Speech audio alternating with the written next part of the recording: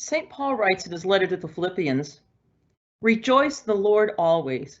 Again, I will say, rejoice. Let your gentleness be known to everyone. The Lord is near. Do not worry about anything, but in everything by prayer and supplication with thanksgiving, let your requests be made known to God. And the peace of God, which passes all understanding, will guard your hearts and your minds in Christ Jesus."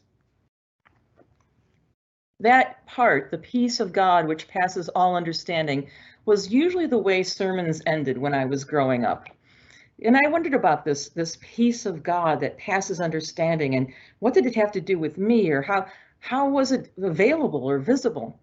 And then I had a pastor who turned out to be my confirmation pastor, who did this wonderful sermon. It was the first time I remember laughing out loud in church, and I thought I was going to be struck dead. But he gave this illustration using an easel and markers and paper about this art show, a juried art show where people were asked to depict this peace of God that passes all understanding, show complete peace.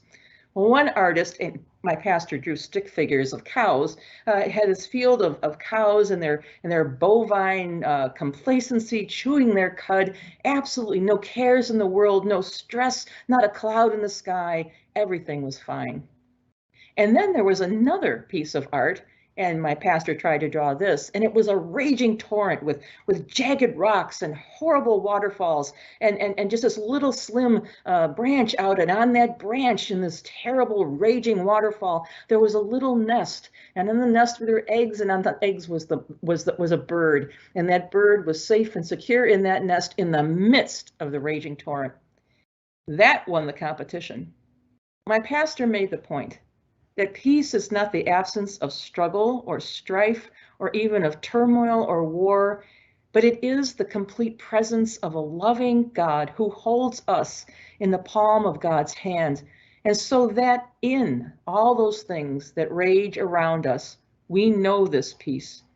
This passes all human understanding. And I believe that it's a gift that God gives to each of us. Be well, dear church.